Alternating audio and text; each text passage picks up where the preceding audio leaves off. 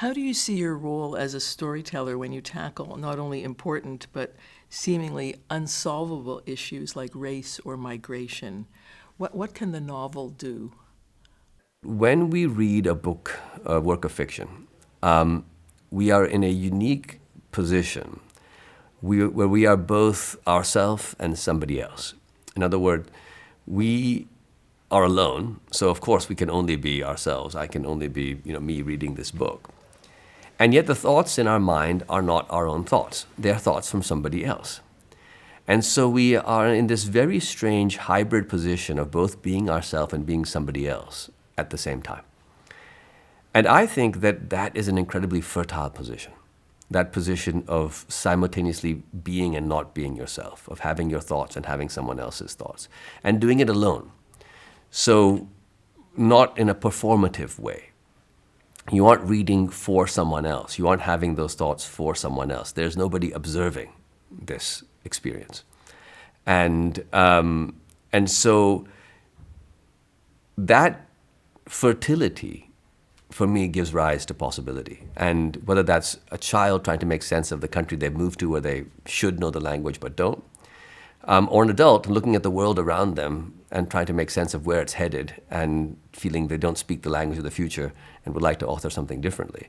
They're similar impulses. But the hope is that that fertile position that readers and writers occupy, which bridges, of course, the distance between people, but also bridges time. An author, when they're writing, is also themselves and not themselves, because the words, the characters are coming from you, but yet they are intended to come alive inside somebody else. And so even if that person isn't present, there is a relationship in the moment of writing. And for me, that intimate creative relationship between reader and writer is where all the potency of fiction comes from. When you were 3, your family moved from Lahore to California, where your father was doing a graduate degree in economics at Stanford. You have a remarkable story that you've suggested might have shaped who you are, I'm quoting here, and your nomadic, multicultural view of life. What happened? When I was 3, we flew from Pakistan to California, my father, mother, and I. My sister would be born there some years later. And I had never left Pakistan, didn't speak a word of English. And my father was doing his PhD at grad school in California. And when we arrived on the campus of this school, we were put into one of the identical townhouses in which graduate students with families lived. And I was playing outside the townhouse one day, and my mother heard some crying. And so then she came outside and she saw that I was standing in front of the neighbor's door, thinking that was our house. And the neighbor was looking down at the little Pakistani child thinking, who is this kid? I was looking up at the neighbor thinking, you're not my mother. And I was surrounded by children from all over the world, the children of the graduate students of this campus. And they were saying to my mother, what's wrong with him? Why can't he speak? And she says, he can speak, he just doesn't know English yet. And after this incident, I came into the house, clearly terrified. I suppose I imagined I would never see my family again. And for a month after that, I didn't speak. And I was a child who began speaking very early. I was speaking in full sentences at 1, And so not speaking for a month was very strange. And I was just seated in front of our television. And when I next spoke a month later, my parents were surprised to find that I spoke in English in full sentences with an American accent. And it was only 6.5 years later when we moved back to Pakistan that they discovered I had completely forgotten my Urdu. So I was a child who came to America as a Pakistani child, moved to Pakistan at the age of 9 as an American child. And twice I had to deal with discovering a language I didn't know. So for me, I'm a person that English is my best language, the language I write in, but it's my second language. And Urdu, which is my third language, was once my first language. And that gives me, I think, a slightly strange relationship to language, trying to figure out how might I communicate something? How do you figure out how to say what you want to say? And also a slightly strange, I suppose, relationship to home. Where do I come from? Because I've had different homes. And the Pakistan that was my first home before the age of 3 is one I don't really remember. But it has certain echoes in my life. I know you're only 3, and obviously your parents must have told you this story because you wouldn't have understood what was being said. But do you remember inhabiting that baffled 3-year-old and the fact that you didn't speak at all, and not in Urdu and not even Punjabi, which you also knew? So it's unclear to me how much of this story when I was 3 comes from my memories and how much is told to me. And as I get older, I'm 53 now, so there's been 50 years since that 3-year-old incident. That's true of many memories. I find that when we are told stories, they can shape our memories. But also when we tell stories, they shape our memories. The way I've described a situation over time begins to become what I imagine that situation to have been. So it's very hard for me to disentangle how much of that 3-year-old story is something that I've been told and how much is something that I remember. I feel I remember, but I don't know. Now, all of that said, I think the echoes of it are apparent to me. So that feeling of being on the outside, of a sense of threat from not fitting in, being hypersensitive and hyper-vigilant to standing out, to signs of hostility, signs of rejection. That's something I think I've taken with me my entire life. And like many people who've lived in different places, I became something of a chameleon as a child. So you could put me kind of anywhere, and I would quite quickly begin to speak like the people and figure out how they moved and talked and how they thought, which was a nice, I suppose, self-preservation instinct, but also relates to a kind of proto-novelistic instinct, which is that sense of observation also carries with it a kind of empathy. What is that person across from me thinking? What's going on in their head? Who are they? And so, in a sense, the feeling of a fear of being outcast, rejected, threatened, has as its flip side for me a sense that it's possible to imagine being other people, to connect with other people, even people who seem on their surface very different from me. When you returned to Pakistan, your family returned to Lahore, and you had to relearn Urdu, how difficult was it for you to adjust to being Pakistani again? When I returned to Pakistan, it was quite strange because on the one hand, I looked Pakistani. I was a brown Pakistani-looking kid. I had 30-odd first cousins, so I immediately had this giant family that sort of, although I was subjected to all the little tests that cousins subject you to when you're a kid. Like? Well, all the sort of the jokes, the pranks, the little, testing. Nothing hostile, or it wasn't like going to some, abusive boarding school. It wasn't hazing. It wasn't hazing. I think it was a bit of checking out, kicking the tires. What's up with this kid? Who is he really? A few nicknames, a few jokes, a few. I was the foreigner, and there hadn't been one before among my cousins. But very quickly, a sort of tight clan formed, and friends formed. And so I had a degree of insulation, I suppose, from the world around me, coming from a large family. But that said, the world around me did strike me as very peculiar. I remember asking my parents about a cleaning lady who worked in the house.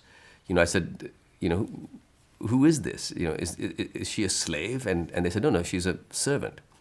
I'd never encountered servants before, at least certainly in my own life in California, and I came from an American context in which my mind jumped to somebody held against their will and forced to do work, and of a very different category of person. Now, of course, this woman wasn't a slave, and yet the word servant certainly did conceal a great deal, and so I found that having this gaze that was partly Californian, but also being accepted as sort of Pakistani as the time went by, I had a sort of binocular vision where I could see things from a Pakistani standpoint, I could see things from a kind of Californian standpoint.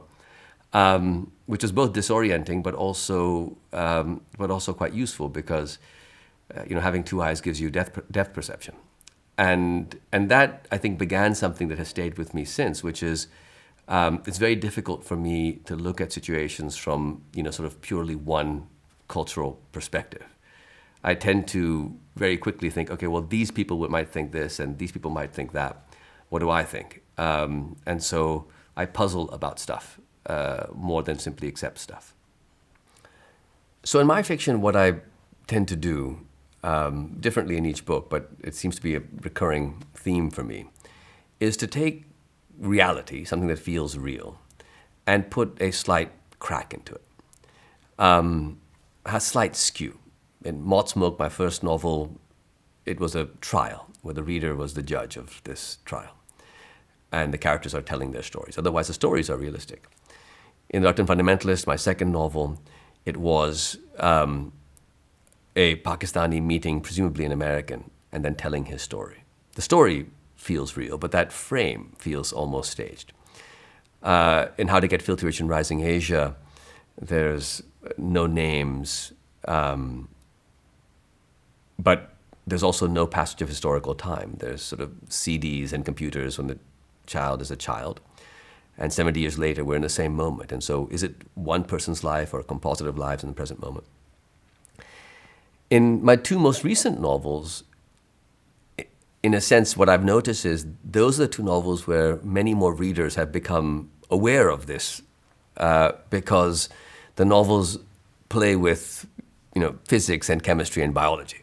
It's not a formal crack. It's not a crack in the form of the story, but a crack in the nature of what reality is that people are reacting to. In Exit West, that crack takes the shape of these doors, where you might wake up one day and discover that the closet in your bedroom is, instead of having a door, has an opaque black rectangle. And if you were to push yourself through, you would leave Denmark and find yourself in Pakistan, or you would leave New York and find yourself in Kinshasa. And this begins to happen more and more, and the whole world begins to move through these doors. Now, on the one hand, of course, that doesn't correspond to physics the way we understand physics as working. On the other hand, all of us do carry around with us, many of us do carry around with us these little black rectangles. And when we stare into them, our consciousness is transported to from New York to Pakistan, from Denmark to Westeros, to Mars, to the ancient Chinese or Roman empires. And there is this gray portal, this black portal that has been manifested by technology, which in technology, of course, is a sense of human desire. In the same way that aircraft are invented because people wanted to fly. And these portals have been invented because we want to be wherever we want to be. Now, we have engineered our planet in such a way that we don't let people move like this. We have various checks and controls. But if we wanted people to move freely across the planet, they could move almost as easily as the ones in the book. So the novel, while it tweaks physics in the form of these doors, it, in a sense, is corresponding quite closely to what our world feels like, a world where people can move or would like to move and are being forced not to move. Organisms move. And only recently have we come up with this idea that, that there's these borders and these passports. So that novel explores the fundamental human nature, which is to be migratory, which occurs, of course, by moving through geography, but the novel also explores the notion that the inescapable part of that migration is that we go through time, that, I wasn't always 53. And in fact, I was never 53 before. I'll never be 53 again. We are all in this moment just for an instant, and then the next moment has begun. And so life is a continuous migration. So this novel really is a novel which opens up the possibility of migration to these doors, and then hopefully opens up the possibility of a degree of compassion towards ourselves as migrants, to the experience that we each have of getting older or old. of losing the people that we knew in our childhood, of losing so many things, and by the end, losing everything. I think that there's a denial of self-compassion that lies at the heart of the inability to extend compassion towards others. So, in a sense, the doors in the novel are doors not just in the novel, but they're hopefully doors within the psyche of the reader. Now, my most recent novel, The Last White Man, does something similar in the sense that it too, unlike my earlier novels, tweaks physical reality. In this case, people who think of themselves as white wake up one day dark. And this begins to spread. And for me, this too, in a sense, corresponds to a certain kind of reality, which is that there is a feeling, I think, of lost status and privilege that many people feel in many societies, and the sense that something is being taken from them, that the old ways or the old status or the old hierarchies are being taken. But even completely aside from that, there is the notion that our contemporary understanding of race is something that we invented into being.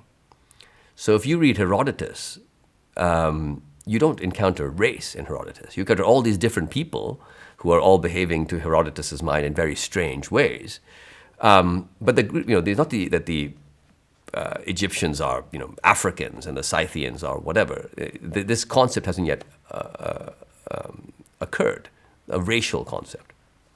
And in fact, it won't occur really until the reconquest of Spain, the Reconquista. Because during the Reconquest, of course, it's not even primarily a racial question. It's a question of, are you a Muslim or are you a Christian? Because the Muslims have dominated and controlled most of Spain for many centuries. And then during the Reconquista, the Christian monarchs reconquer Spain. And when that is done, a question arises. What if there are people here who are only pretending to be Christians? What if there are Muslims and Jews who live in Spain who are actually really still Muslims and Jews? Now, how do we get to the question of this? How do we figure it out? And so the idea of one's blood comes into question. 3 generations back, do you have a non-European, an African ancestor? And if you do, then you might well be harboring secret Jewish or Muslim tendencies. And this idea of a racially determined, who are you? Are you a European or are you an African? Are you a Muslim or a Jew or are you a Christian? Becomes very potent. In fact, Cervantes himself is investigated. Now, Cervantes is a man who fought the Muslims in the Mediterranean and is, in fact, imprisoned in North Africa, and then eventually makes his way back to Spain. And he's accused because, of his own ancestry and his own experience. Was he possibly secretly an African or a Jew or a Muslim? And Cervantes gives us, in a sense, this foundational novel of the Western tradition, Don Quixote, and which, is often taught to us as a book about, this man tilting at windmills and sort of absurd. But that's not what Cervantes tells us the book is. Cervantes tells us that this is a found text, and that the author of this text is Sayyid Hamid Benegali, which is Sayyid is Sir, Mr., or Sir. It's an honorific. Hamid is my name, my family name. Benegali is eggplant eater, which the Muslims and Jews like to do. They ate eggplants. And so essentially Cervantes is telling us that some Muslim author wrote this book. And then this character goes around seeing things that nobody else can see, in the same way that, of course, anybody living in Spain at the time would see all of this, Muslim and Jewish heritage all around them, and been told this doesn't exist. Don't see this stuff. These words are Spanish words. This stuff is European culture. All of this stuff you're looking at is made up. Don't see it. So the foundational novel that we get, in a sense, is a novel really about the origin of this contemporary, racial category. And then this goes into the world, and there's, European colonialism begins right around after this time, and the ships set sail, and the quote-unquote new world is discovered, and it's very convenient to have this European versus non-European category to dehumanize other people, and so a system is built. But what we must remember is this racial system was invented only 800 years ago, 600 years ago. And it will likely not exist in 600 years from now. It is a strange thing. And so what the novel does is it destabilizes this idea of race. What if it is made up? What if it disappears? What do we do then? And I think that's useful, not because I think race doesn't exist in a sense. Once you believe in something, it has enormous power, and race clearly has enormous and terrible power. But it is an imagined thing.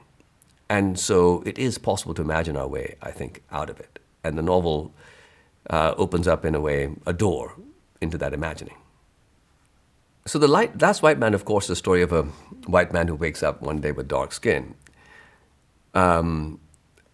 But in a weird way, it has an sort of autobiographical gestation. I was never a white man who woke up with dark skin. My skin was always sort of brown. But I remember living in New York in the year 2001, before September 11th. And I remember after September 11th, suddenly being hauled up at immigration, people changing their seat on the subway, people saying sort of nasty things on the street, being taken off an aircraft after I'd already boarded to be re-inspected for security. And I remember this feeling of loss. I felt I wanted things to go back to how they were before September 11th. And I began to think, what have I lost? And I thought, perhaps what I've lost is a kind of partial whiteness. Now, I wasn't white, but yet I participated in, I think, many of the benefits of whiteness, because I went to these elite universities, I lived in New York City, I had a well-paying job. And so for the most part, I could live where I wanted, date whom I wanted, belong to institutions I wanted to belong to, and go by fairly, unmolested by authorities. And in a sense, I could be a human being. And at its core, in a sense, whiteness is for me the notion that you're human, that you're just a person. And so when I lost that, I thought, I want that back. But then I began to ask myself, wait, what exactly do I want back? What is this thing? And if it is possible to lose it, why am I comfortable with this phenomenon in the first place? Am I in fact somehow deeply complicit in a system that perhaps I wasn't doing enough to acknowledge? I was aware of racism, and I was aware of the terrible history of the United States and so many things, whether it's slavery or genocide of the native population or racism generally. But I somehow felt not particularly personally impacted. I had a sense that these were terrible things, and I was opposed to them. But yet they weren't really about me at their core. And then suddenly I thought, was I, in a sense, complicit in this system because I was a sort of beneficiary of this system? Maybe I shouldn't want to go back. Maybe I should want instead to dismantle the system in the first place. And those thoughts took various courses and directions, and I think that that in some ways the nationalist and ethno-nationalist movements that we saw in the 2000 teens, whether it was Brexit in the UK or the rise of Donald Trump in the United States, and the kind of white nationalism that associated with that, that served as a kind of catalyst for me, both as a reminder of that experience when I was 3 years old, surrounded by people who thought I was some strange other, which has always been, in a sense, I suppose, my fear. But also that 2001 experience of being one thing, the next day being the same person, but finding other people were looking at me as though I had changed. And so I thought of this character Anders, who himself was the same person, but one day wakes up dark and everybody thinks he has changed. And he hasn't changed. But of course, what happens is when people think you have changed and act like you have changed, you do change. You cannot be the same person. Who we are, identity, is a relational concept. It doesn't exist outside of relationships. It exists to a certain extent, but it is deeply affected by relationships. If somebody relates to us in a particular way, it shapes who we are. And so Anders begins to change. And as this predicament in the novel spreads, where people begin to become dark and everybody has to deal with, in a sense, not being able to tell what race someone is by looking at them. They have to reimagine who they are, who others are, what society is. And so I guess I subject the entire world of the novel to a process that I myself had to go through after 9/11, when I had to confront the way that I was being conceived differently, thought of in a different way. And I thought, in a sense, it was very productive for me to confront this. It was not a bad thing. It was a bad thing to have those experiences, but it was very useful to be forced to deal with a system that puts those experiences onto somebody. And so, The Last White Man, in a way, is an invitation to the reader into a journey like that.